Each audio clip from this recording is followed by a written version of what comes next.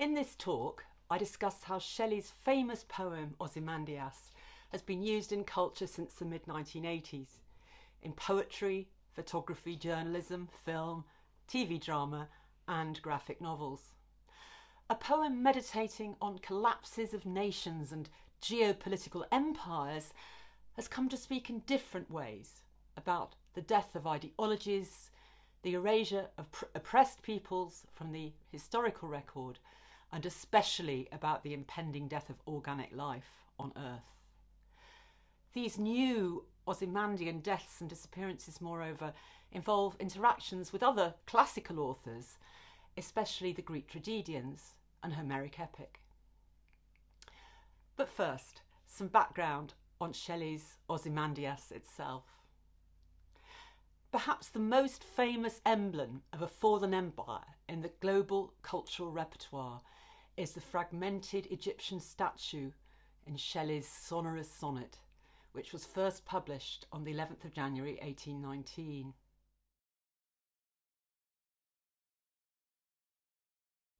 I met a traveller from an antique land who said, "Two vast and trunkless legs of stone stand in the desert. Near them on the sand, half sunk, a shattered visage lies, whose frown and wrinkled lip and sneer of cold command tell that it sculptor well those passions red which yet survived. Stamped on these lifeless things, the hand that mocked them and the heart that fed. And on the pedestal these words appear: My name is Ozymandias, King of Kings. Look on my works, ye mighty, and despair." Nothing beside remains. Round the decay of that colossal wreck, boundless and bare, the lone and level sands stretch far away. Now, the name Ozymandias is a Greek rendition of Uzamattre, the first element in the throne name of the king usually known by his Ra name as Ramses II the Great. He was the most celebrated pharaoh of the period when ancient Egypt was at its most powerful, the New Kingdom. In the 13th century BCE, he conquered vast swathes of the Levant and North Africa. Now, Shelley's poem is a response to a passage in Diodorus of Sicily's Bibliotheca Historica. Diodorus wrote in Greek in the 1st century BCE, and he tells us that he's drawn his information from another historian, Hecataeus of Abdera, who 2 centuries earlier had visited Egypt and written a book about his experiences. Hecataeus said that some distance from Egyptian Thebes, there's a monument to an Egyptian king called, in Greek, Ozymandias. The monument contains 3 enormous statues carved out of blocks of black stone. 2 are of Ozymandias, his wife and mother, at his knees. His own image is colossal, the largest of any in Egypt. In the translation that Shelley would have used, Diodorus' citation of Hecataeus reads like this: "Upon it there is this inscription: I am Ozymandias, King of Kings. If any would know how great I am and where I lie, let him excel me in any of my works." Now, Shelley transforms this reported inscription to that dark exhortation quoted so many times subsequently: "My name is Ozymandias, King of Kings. Look on my works, ye mighty, and despair."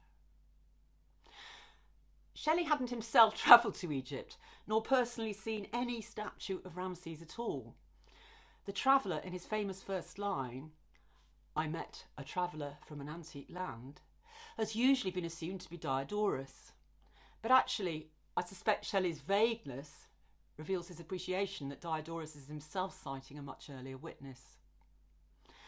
The temple Hecataeus had seen and described actually wasn't even identified until 1829, 7 years after Shelley's death, and still stands in a more fragmentary state even than 2 centuries ago on the West Bank at Luxor. So those amazing details in the description of the statue in the desert, the 2 vast and trunkless legs of stone, the shattered visage with its wrinkled lip and sneer of cold command, the sands stretching empty into the far distance. These are all products of Shelley's imagination, though fed by other sources.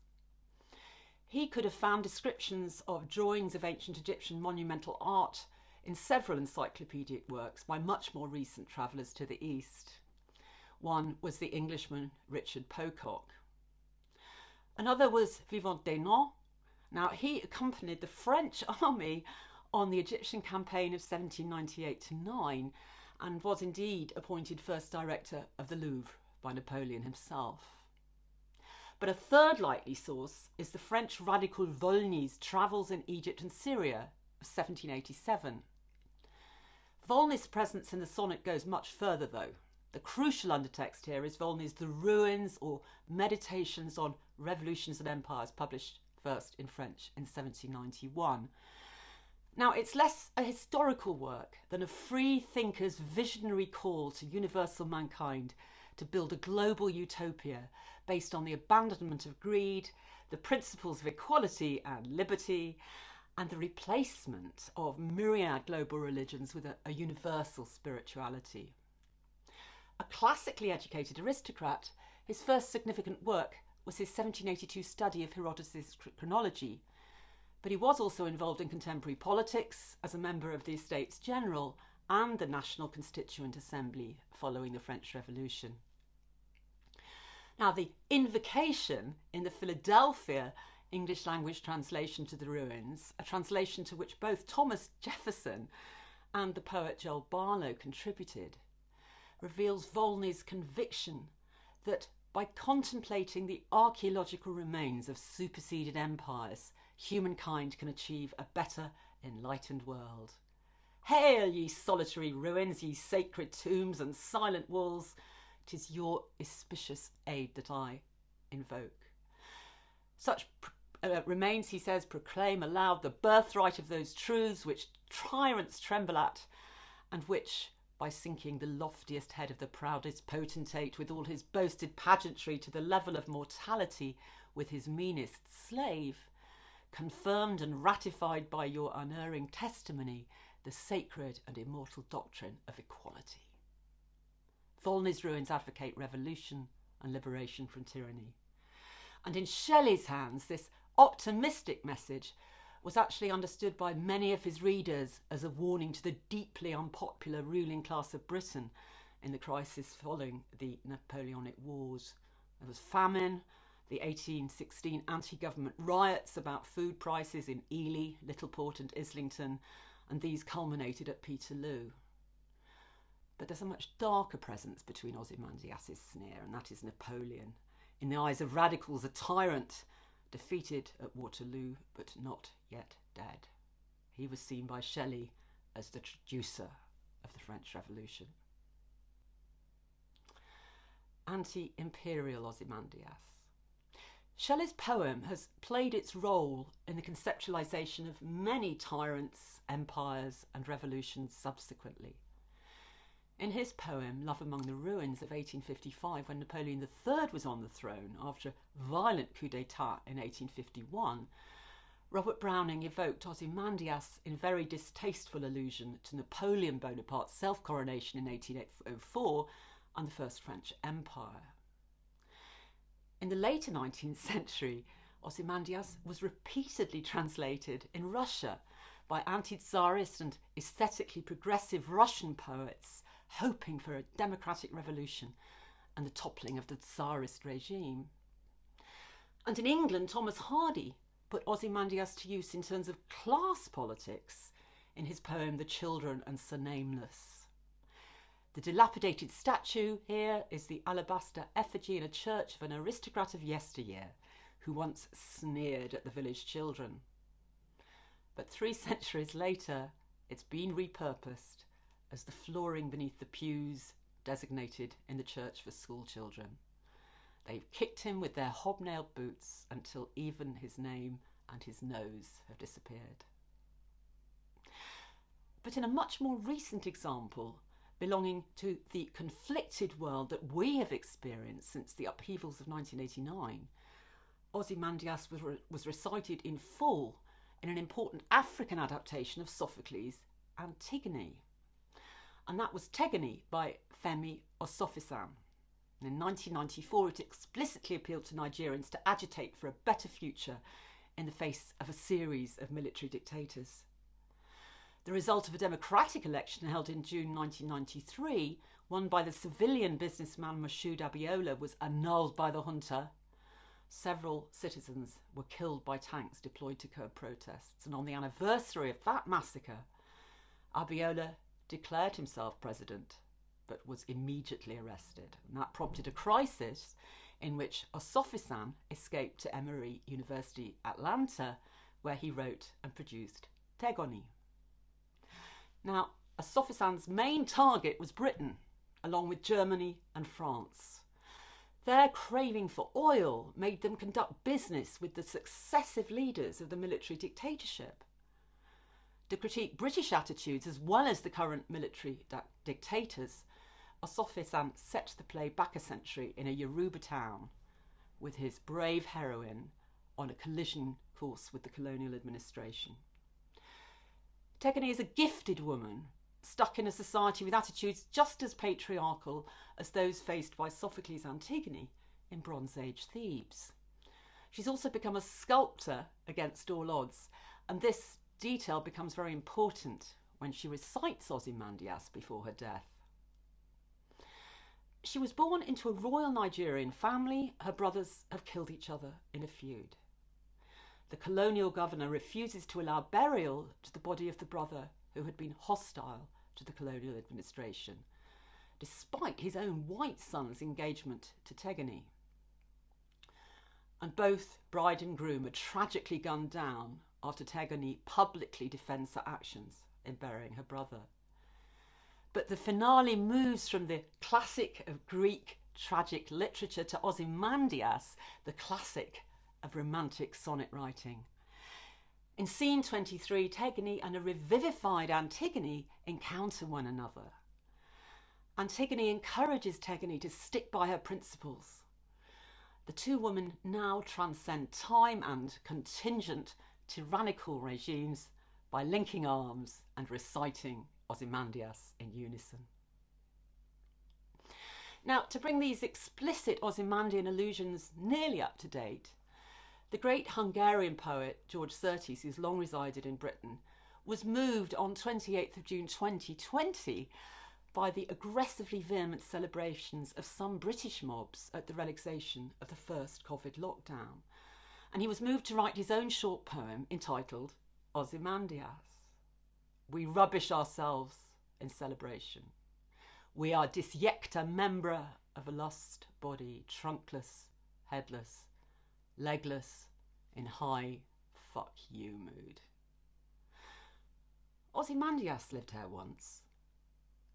There are his hands. The sand runs through them as empires once did. Now, George has written to me explaining that he had these little mobs in mind, vehemently celebrating that first release. He assumed that some of the mobsters were, and this is what he wrote to me, much the same people that had celebrated and are still celebrating Brexit as an act of muscular patriotism. They were big on fists and flags. They seemed to me, in many ways, Boris Johnson's mob with their nostalgia for England's days of glory. Their behaviour, as I understood it, was fuck you behaviour, symptomatic of a much deeper violence and disintegration. This was shortly after the killing of George Floyd too, of course. And that was followed by the statue topplings, which, again, for me personally, George wrote, evoke memories of the toppling of Stalin's statue in 1956 and later of Saddam Hussein's. Ozymandias' legs and Stalin's boots are related as symbols. Ozymandias in my poem is essentially the British Empire. It is how empires end. So Surtees' poem fuses Shelley's Pharaoh with the two types of politicised statue and issue dominating the news media in very recent years. The toppling of the statues of leaders in the old Soviet bloc in and since 1989, and the critiques and targeting of statues of historical white racists by advocates of black rights. And those are so intimately connected, of course, with the deaths of black people at the hands of police, and above all, in the wake of the murder of George Floyd, on May 25th, 2020.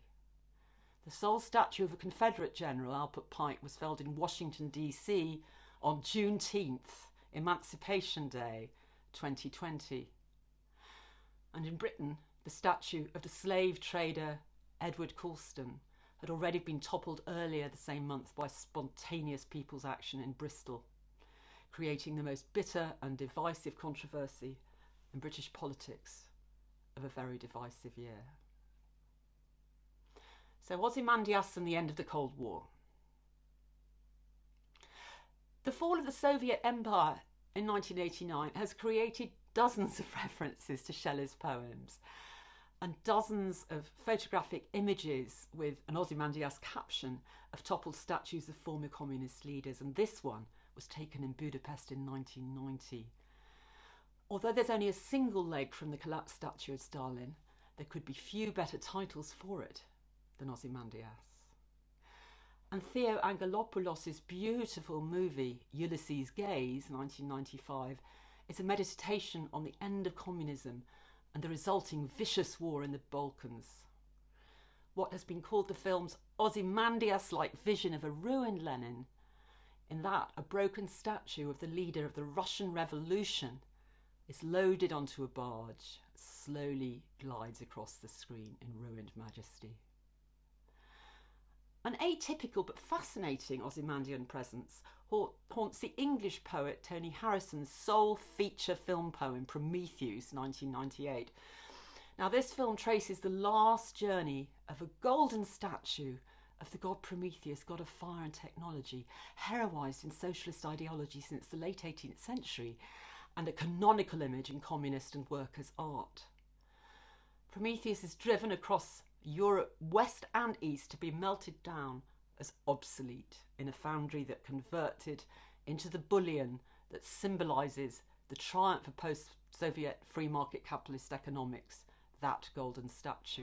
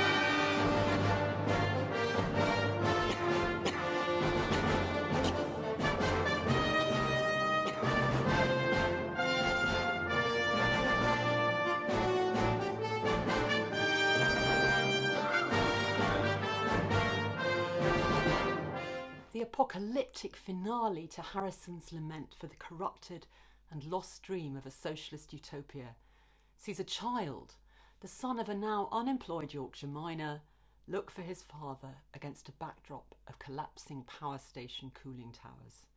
They collapse as Ozymandias' statue had fallen. The architectural excrescences of a world now headed for environmental catastrophe in the wake of Industrial Revolution, the Age of Empires, and the Soviet dream come nightmare. A menacing Hermes urges on Kratos and beer, power and violence, the gods who'd shackled Prometheus to the mountain on their mission of devastation.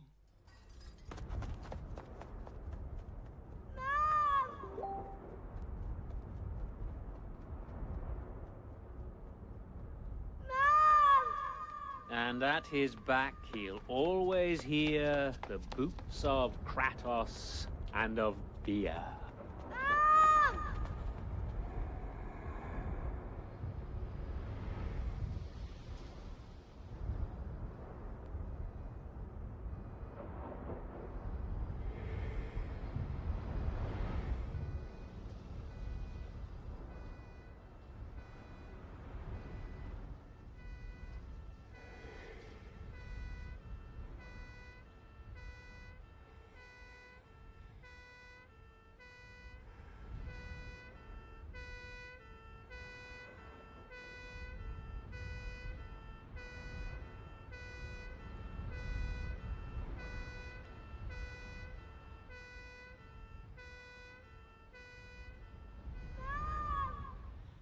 Harrison wrote his famous essay on the Prometheus myth in the same place where Shelley had composed his Prometheus Unbound. That's in the ruins of the Baths of Caracalla, and Ozymandias was much on Harrison's mind. Shelley was inspired by the setting of these grandiose baths, which were in use from the early 3rd century to the year 537, when the Goths of Wittgenstein slashed the aqueducts of Rome. These ruins, writes Harrison, helped Shelley to give the struggle between Zeus and the chained Titan a millennial scale.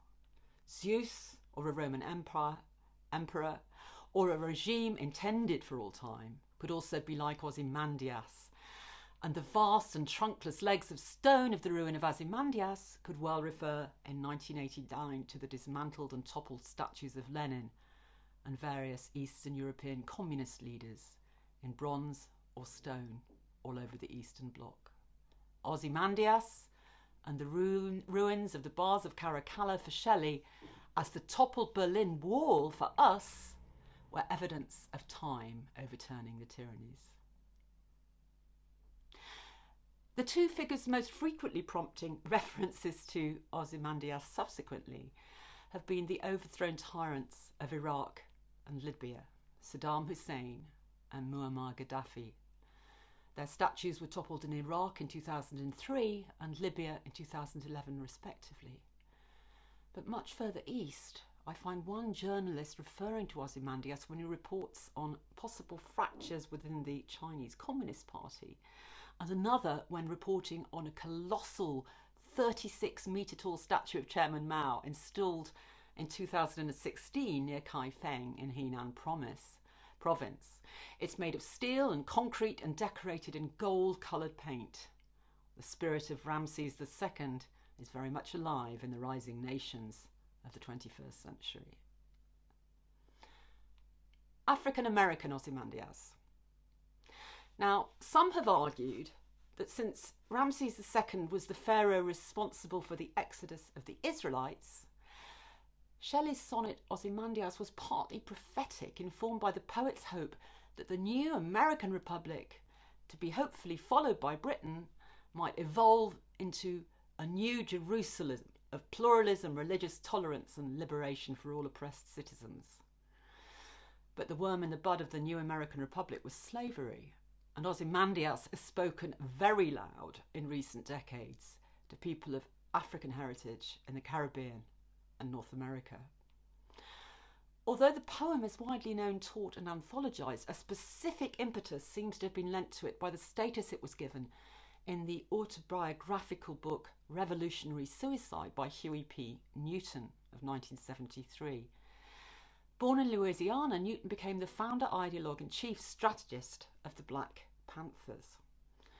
He writes that he'd had terrible difficulties learning to read and indeed left high school functionally illiterate. This seems almost incredible given his subsequent intellectual sophistication and really unique engagement with Platonic philosophy. Indeed, his actual adoption of a Socratic stance in interrogating white racism in his adult life. But his older brother Melvin had helped him by introducing the illiterate boy to poetry, which he learned off by heart from audio recordings. And these poems, he says, introduced him to conceptual abstractions and inculcated a passion for literature and philosophy.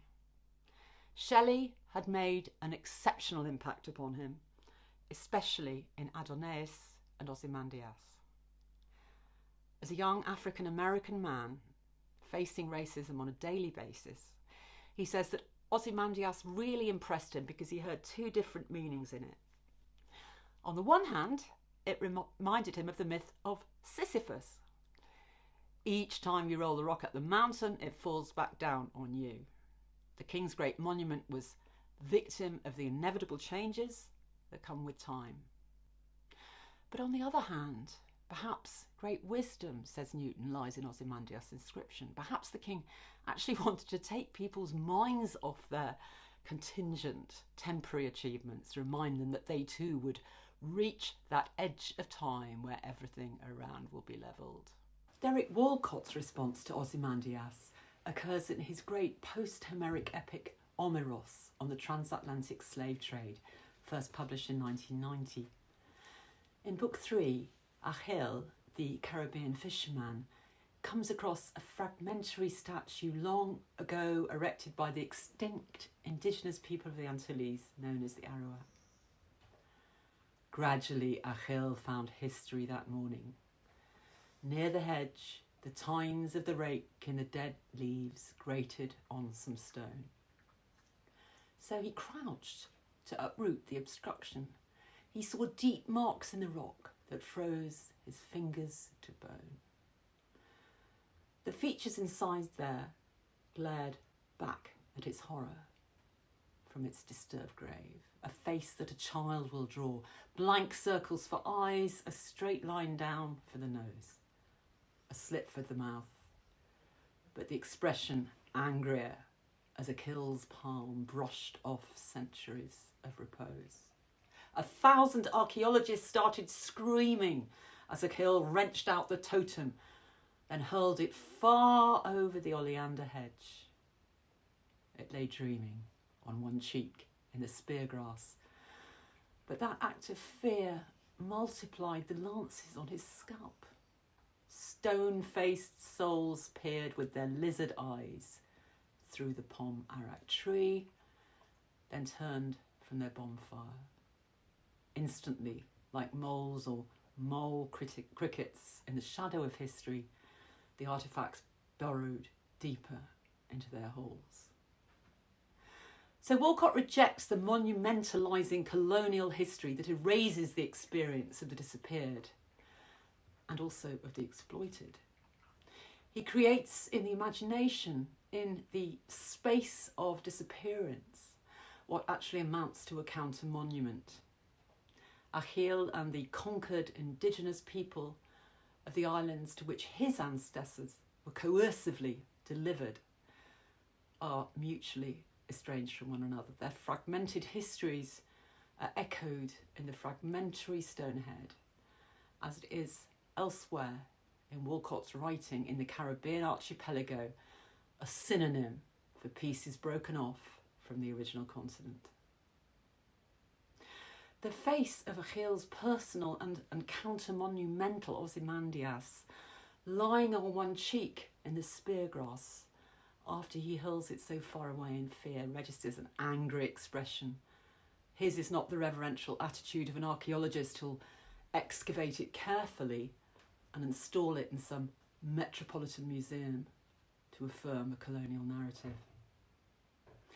And in number 35 of Los Angeles poet Wanda Coleman's American Sonnets, published in 1998, Ozymandias is transformed into Ozymanes. The Ozymanes are the sticky ectoplastic spirits of the dead in a malodorous place, perhaps a graveyard, as the ghost of a dead black woman repeatedly tries to return.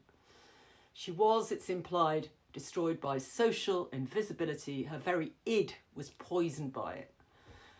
And the last line of the sonnet is Nina Simone's plangent refrain, used to be young, used to be gifted, still black.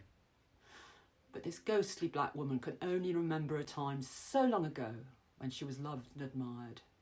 Now she's vanished entirely, futilely craving like Ozymandias to be remembered for her deeds. Ozymandias and transnationalism. The resonance of Shelley's Ozymandias in terms of an individual facing mortality and the obliteration of her personal achievements from the historical record has been most widely heard in recent culture through the television crime drama series Breaking Bad.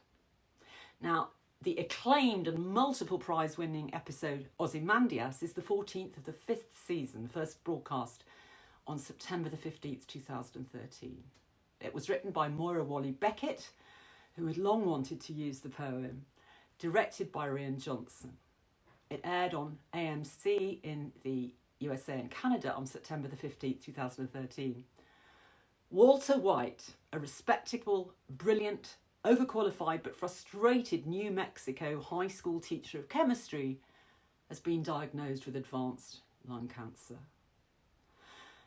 He responds by setting up, with a former pupil called Jessie, a business making and selling crystal methamphetamine. He wants to provide for his family after his death. And he now embraces the criminal way of life, becomes arrogantly confident in his own ability to excel in his new role as drugs baron under his choice of assumed name, Heisenberg. And this is in tribute to the great physicist Werner Heisenberg, but brings with it that sinister undertone of the scientists' association with the development of nuclear weapons in Nazi Germany. By working across the border transnationally with Mexican drugs cartels, White amasses a fortune of $80 million. But his downfall comes when his activities create a desperate confrontation in the New Mexico desert with the drugs gang. He causes the death of his brother-in-law, a decent Drug Enforcement Administration agent, Hank. He causes the betrayal of his young accomplice, Jesse, to be tortured, and he causes his own utter humiliation. He begs for his life from a position collapsed on the ground, his visage shattered.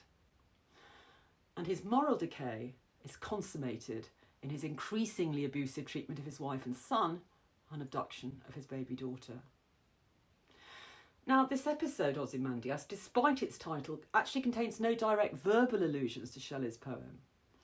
Although the 2013 trailer for the entire series was a montage of clips accompanied by an audio of the actor who plays Walter White, Bryan Cranston, memorably reciting the sonnet. See it on YouTube.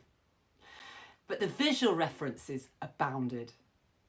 The unchanging, barren desert landscape, Cranston White's naked trunk-like legs in a long flashback sequence, his despairing, wrinkled face aslant on the rocky ground with a sneer when he's been worsted. Now, some have seen Walt's drugs empire as a metaphor for transnational business corporations. As Heisenberg, one critic has written, Walt was truly the king, but capitalism being as ephemeral and transitory as it is, all that Walt has to remind him of his Heisenberg glory in the end will likely fade away and crumble as it does for Ozymandias. Walt does use the word empire, but it's a commercial empire. As he says in episode 5-6, buyout, I'm in the empire business. Although his creativity springs from his love of chemistry, it is as an expression of pure capitalist greed that he attempts to create a legacy whose sole purpose is to be consumed and devoured and create a craving for more, not entirely dissimilar how capitalism creates false desires for fetishized objects. So in this far-famed 21st century Ozymandias, we're not dealing with the fall of a despotic political figure ruling over a vast empire, but with an ordinary citizen. Through intellectual arrogance and individual pride and hubris, Walt has lost his moral compass and thereafter his transnational business corporation trading in those harmful substances. He's a fallen emperor of the dark economy and the criminal underworld of neoliberalism. Ozymandias and Apocalypse. The Californian poet and beat filmographer James Broughton, in 1990, just after the fall of the Berlin Wall, and just as he succumbed to the ill health that resulted in his death in 1999, wrote a poem entitled No Exit. I'm glad of one thing. In my impending demise, I won't be going out alone. For company, I can count on the passing of the 20th century, the closing of the American mind, the lowering of the common denominator, the disappearance of the rainforest, the decay of individual morality, the disintegration of the social fabric, the deterioration of the economy, the decline of the West, the end of the age of Pisces, the collapse of civilization, and the termination of any number of grandeurs, follies, and hopeless causes. Some kind of cold comfort to know that one will be lying about in the ruins with Ozymandias, Mussolini, and all the other residue of the millennium. Having survived most of the 20th century, because he was actually born in 1913, and writing in the year after the fall of the Soviet Empire, this poet notes the end of the empires of both Ozymandias and Mussolini. But he also predicts the decline of the West, the total collapse of civilization, and the annihilation of the rainforest. And the third and final context in which Ozymandias has repeatedly been manifested over the last 4 decades is in the whole nexus of anxieties relating to transnational capitalism and the apocalyptic destruction of the environment, leading to near or complete extinction of the human race. And this brings us back to Shelley's Ozymandias, or rather to the actual occasion on which he composed the famous sonnet at his house near Marlow on 27th of December 1817. He was hosting a friend called Horace Smith. Now, Smith was a banker, but also an expert amateur versifier and novelist. They decided to hold a sonnet writing competition on the theme of Ozymandias, inspired by Doris's account. And this is what Smith produced in rivalry with Shelley. On a stupendous leg of granite, discovered standing by itself in the deserts of Egypt, with the inscription inserted below, in Egypt's sandy silence all alone stands a gigantic leg, which far off throws the only shadow that the desert knows. I am great Ozymandias, saith the stone, the king of kings, this mighty city shows the wonders of my hand. But the city's gone, naught but the leg remaining to disclose the site of that forgotten Babylon. We wonder, and some hunter may express wonder like ours, when through the wilderness where London stood, holding the wolf in chase, he meets some fragment huge and stops to guess what wonderful but unrecorded race once dwelt in that annihilated place. Now, this is obviously inferior to Shelley's sonnet in aesthetic terms, and it's also less versatile in terms of the universality of the theme of decaying empires. Smith seems to regard the lost civilization centred on the London metropole as belonging to a wonderful race. Yet Smith's picture of the future perhaps has greater resonance today, given the environmental crisis. He's less interested in the fall of a specific nation or empire. He sees not only London, but the entire urban industrial mode of production as wiped out, the human race reduced to a few isolated hunters existing among the wolves. Smith's poem envisages a post-apocalyptic scene, and the craze current in the early 19th century for all things to do with Pompeii and Herculaneum probably lies beneath his picture of that lone hunter coming across the vestiges of a magnificent city utterly destroyed. But it wasn't until just over a century ago that the words apocalypse and apocalyptic acquired the new secular meaning of today, relating to, as the dictionary says, a disaster resulting in a drastic, irreversible damage to human society or the environment, especially on a global scale, a cataclysm. And it wasn't until the nuclear age that our visions of destruction stopped including the possibility of a few people surviving, some continuity in organic life on planet Earth. As Maria Maula-Lisboa has put it, it was only when the enactment of annihilation fell under the control not of God or nature, but of human agency, that it acquired cosmic possibilities. Robert Oppenheimer, gazing at the mushroom cloud which he'd helped to create, understood this and acknowledged it, not triumphantly, but with post-lapsarian guilt, in that famous statement, I am become God, the destroyer of worlds. He and the other perpetrators of the Manhattan Project knew that for the first time in the history of the planet, they really could put words into practice and reduce the planet to lone and level sounds. In the 21st century, apocalyptic fiction about the end times has become a recognised subgenre, replete with doomsday fantasies.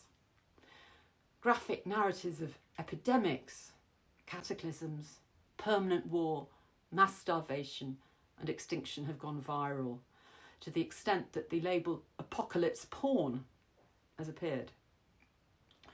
But awareness of this mass psychological development can also help in analysing the shifts in the use of art and culture. For example, with the Iliad.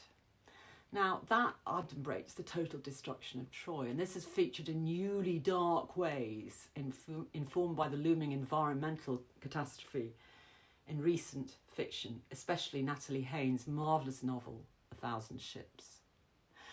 The opening of the Iliad, composed approximately 2,750 years ago, refers to Zeus's plan to destroy many human lives.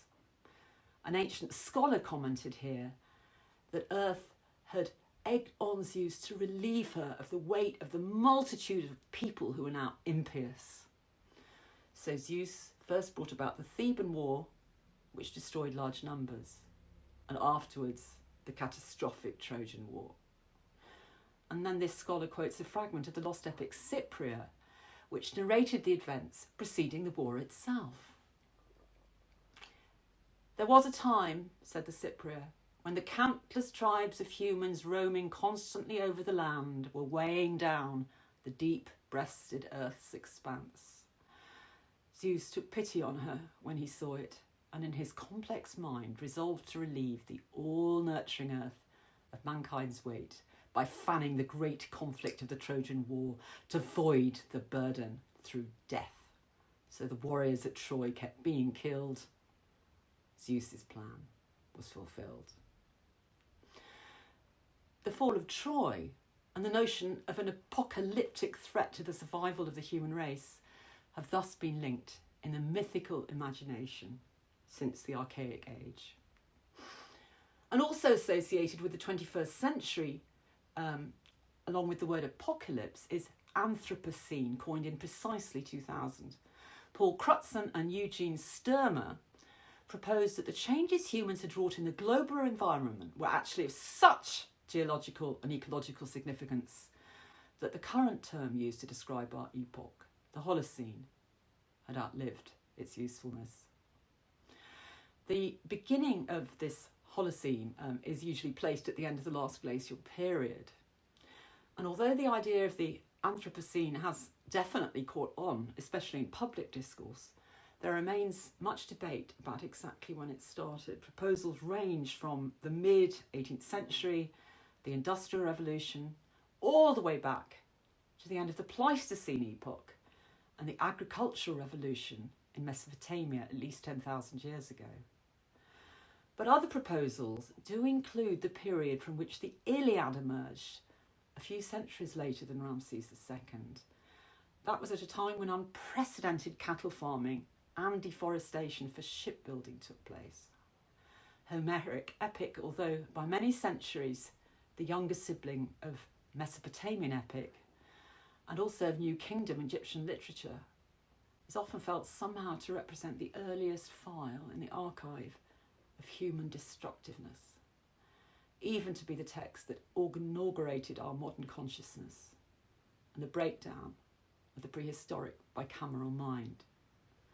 And in my final example, the implication of Ozymandias and this millennial nexus binding fears of moral decay, transnational capitalism and environmental catastrophe was anticipated just before the end of the Cold War by the sinister figure called Ozymandias in the lauded American comic graphic novel book series Watchmen, written by Alan Moore, drawn by David Gibbons and coloured by John Higgins. After appearing in monthly parts from 1986, Watchmen was published as a single volume in 1987. It was a runaway success, world impact, not only financially, but amongst the critics. It changed perceptions of the potential of comic book formats forever. It was named in Time magazine's list of the 100 best English language novels published since 1923. Ozymandias is the superhero alias of the anti-hero Adrian Alexander Veit, named for the Emperor Hadrian, Alexander the Great, whom he admires, and the Veit family, an exceptionally influential medieval dynasty in feudal Austria. Now, Veit has retired from his Superman activities as Ozymandias and has used his superlative intellect to become staggeringly wealthy with a transnational business empire, narcissistically selling, amongst other things, action figure replicas of himself. Now, his professed aim is to save the world, but he's arrogant and megalomaniacal. He despises everyone else's intelligence. He's not a democrat by any manner of means. He hatches a plot ostensibly to save the world from nuclear annihilation, but with hints that his desire for self-aggrandizement propels him rather than any humanitarian altruism. He plans to stage a fake alien invasion of the planet in order to make the human race work together. But this requires the deliberate destruction of New York City and the deaths of half of its population. Other callous measures he's taken involve vast collateral damage. They've included murder, making various people contract cancer, ruthless framing of another superhero.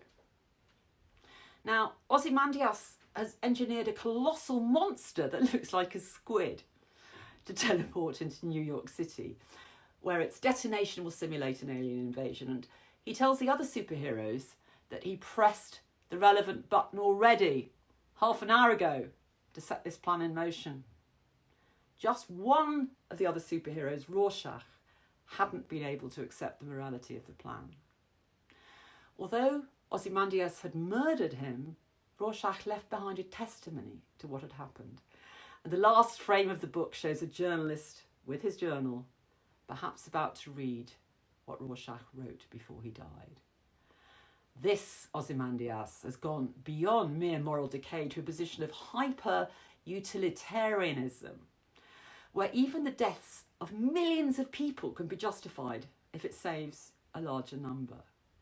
His egotism has gone beyond merely running a global mega business to the fantasy that he and his wealth can alone save the world. And this seems eerily prescient of the richest man in today's real world, Jeff Bezos, announcing he wants to shift all the world's pollution into space. The writer Alan Moore's interest in Ozymandias also informs the strange figure of Dr. Manhattan, the only truly superhuman superhero figure in the story, a product and exponent of quantum physics, who gained these superpowers after an accident in a nuclear machine. Now, his Ozymandian characteristics are different. They include his massive statue-like appearance, his perception of time. He knows everything past, present and future because his quantum consciousness knows no linear time. And also his emotional and moral isolation from human feelings. When pained at the situation on planet Earth, he retreats to the endless lone and level sands of Mars by instant teleportation. He does not see the point of the existence of actual life. It's a highly overrated phenomenon, he says. Mars gets along perfectly without so much as a microorganism. As in so much science and fantasy fiction, the civilizations of the ancient Mediterranean are a constant source of inspiration in Watchmen. Its very title refers to the Roman satirist Juvenal's famous phrase, "Who will watch the watchmen themselves, quis custodiet ipsos custodes," and the myths of Alexander the Great, who'd previously aspired to a global empire, and of Ramses II, and the enormous Karnak temple complex are everywhere. But Watchmen also bridges precisely the two Ozymandias sonnets readings of the entities whose destruction are contemplated. Shelley's historical, political, terrestrial empires and the entire ecosystem of planet Earth in an apocalypse caused by the nefarious activities of transnational empires, business empires. To conclude, some have argued that Shelley's sonnet contains an optimistic statement about art's ability to transcend time and survive the fall of empires. The statues, frown and sneer, tell that its sculptor well those passions read which yet survive, stamped on these life things. One of Shelley's fragmentary poems, Rome and Nature, consists of just 3 lines. Rome has fallen, ye see it lying, heaped in undistinguished ruin. Nature is alone, undying. But we are at the terrifying point in history when the fantasy that nature is undying, at least terrestrial nature, seems just as vain as Ozymandias' faith 3 millennia ago in the eternity of his reputation. Ozymandias the poem cannot outlive Homo sapiens any more than Sophocles' Antigone or Homer's Iliad. Nor, unless we act now, will the natural living world on planet Earth. Thank you.